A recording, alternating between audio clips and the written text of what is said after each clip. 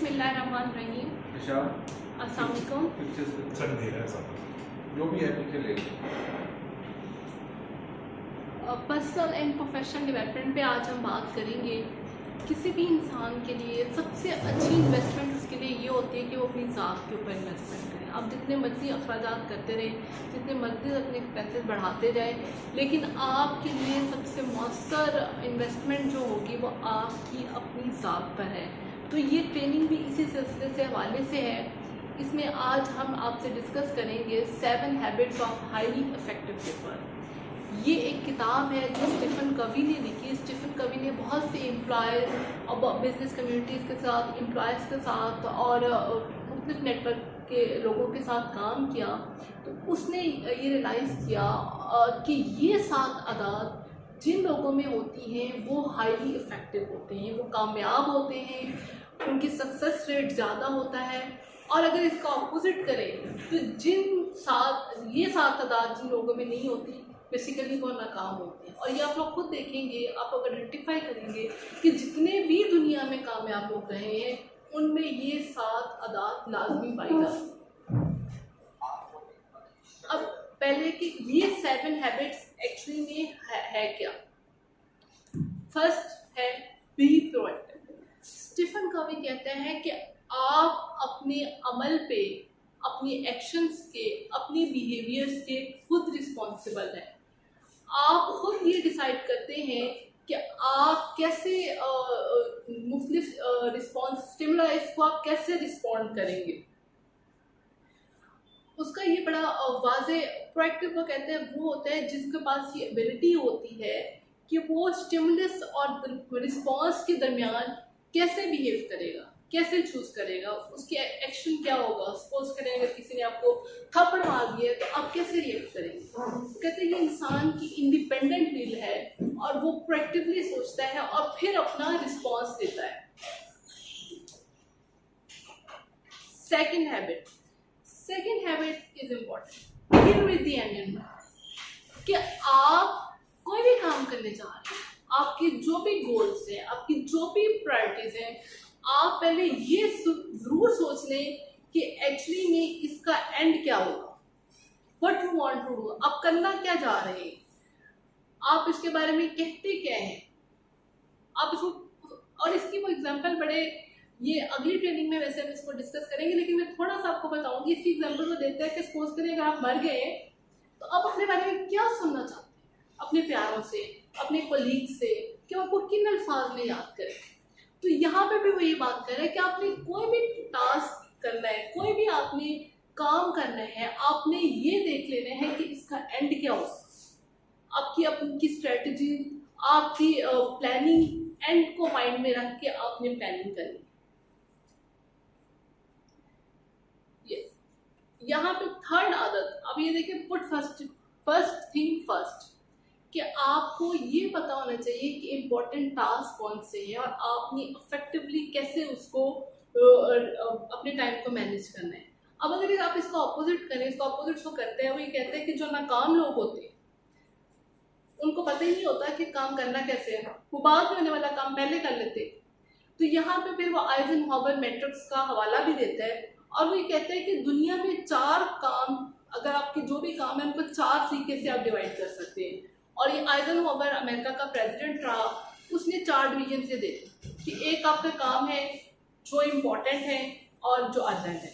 फिर वो कहते हैं दूसरे आपके काम ये है कि जो इम्पोर्टेंट तो है लेकिन अर्जेंट नहीं है। फिर थर्ड टाइप को ये बताता है कि आपके काम है जो अर्जेंट है लेकिन इम्पोर्टेंट नहीं। तो फोर्थ आपके टास्क ऐसे हैं जो कि ना इम्पोर्टेंट है ना अर्जेंट है। तो you have to manage your time. आपको पता होना चाहिए कि फर्स्ट थिंग पे कौन सी चीज़ें आएंगी और उसको आपने प्रायोरिटाइज करना है।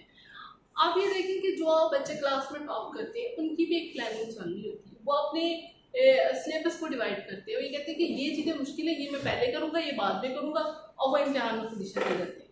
और जो बच्चा नहीं इन चीज़ों का प्रायोरिटाइज करता वो अल्टीमेटली फेल हो जाता है या काबिल कबूल नंबरों से पास हो जाता है, लेकिन वो अपनी डिस्टिंक्शन नहीं बना पाता। फोर्थ हैबिट क्या है?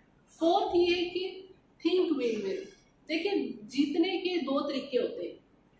फर्स्ट मेथड ये है कि आप हारो तो हम जीते। सेकंड मेथड क्या है?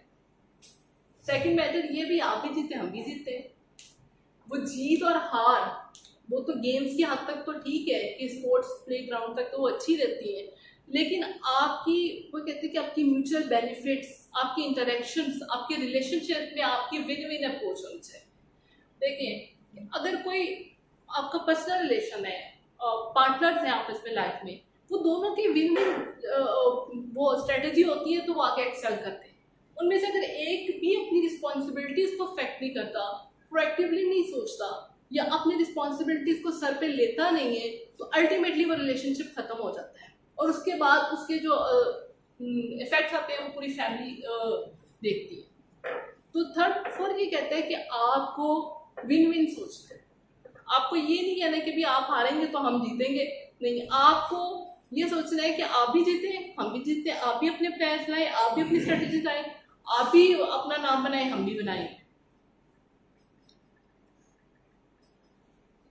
फिफ्थ इज वेरी इंपॉर्टेंट, ये हम सबका एक मसलन आप ये देखें कि हम सब लोग किसी की भी बात तवज्जो से सुनना ही नहीं चाहते, उसकी बात हम मुकम्मल नहीं करने देते उसको।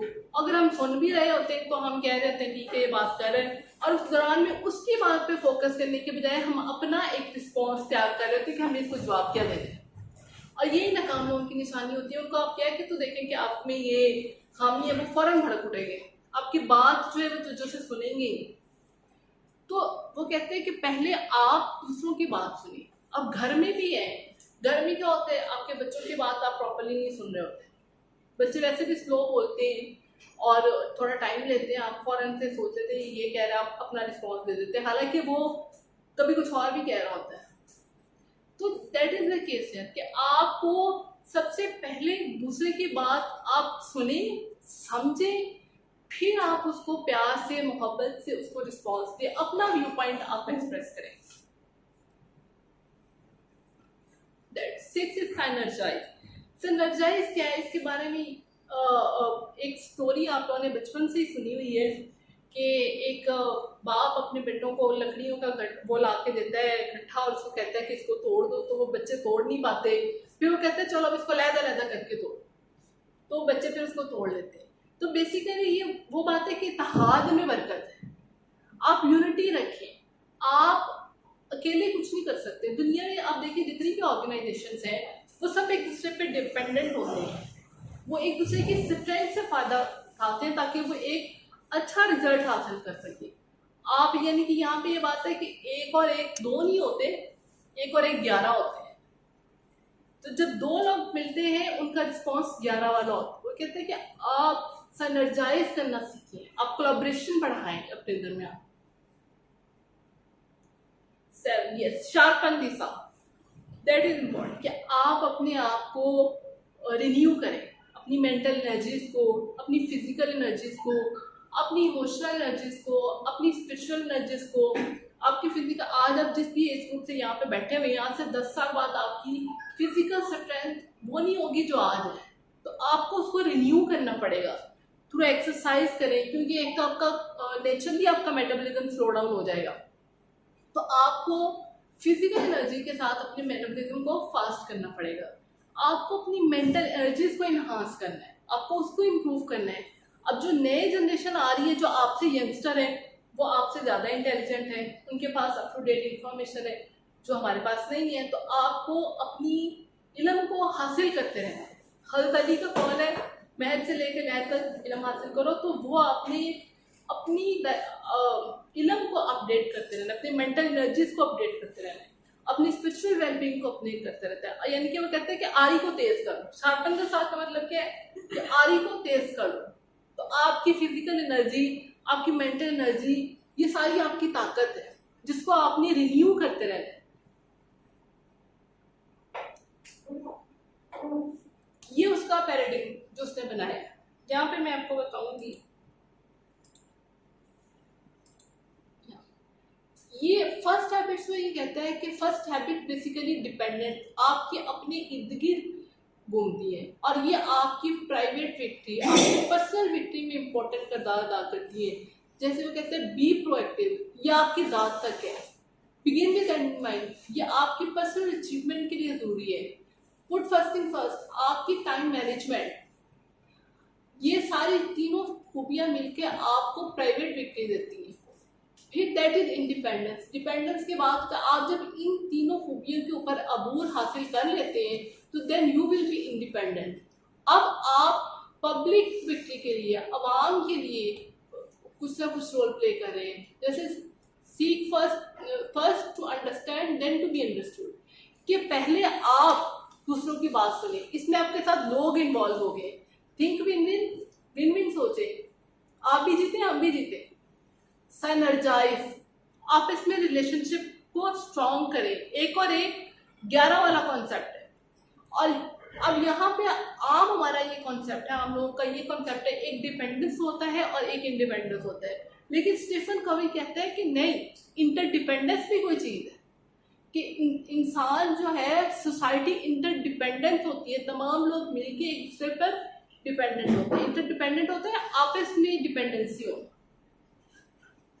और उसके बाद इंसान के बाहर रखता है कि इन हैबिट्स को चलाने के लिए आपने शार्पन सा अपनी आरी को तेज कर ले। तो दीज हैबिट्स आर इंटरलिंक्ड। अब जो प्रोएक्टिव होगा वो अच्छा टाइम मैनेजर भी होगा, वो अपने गोल्स और प्रायोरिटीज को एंड में रख के जरूर अपने माइंड में रख के डिफाइन करेगा। वो दूसरों की बात भी तहम्मुल मजाजी से सुनता होगा, उसकी थिंक विन विन अप्रोच होगी, वो अच्छे कोलैबोरेशंस की तरफ भी मूव करेगा।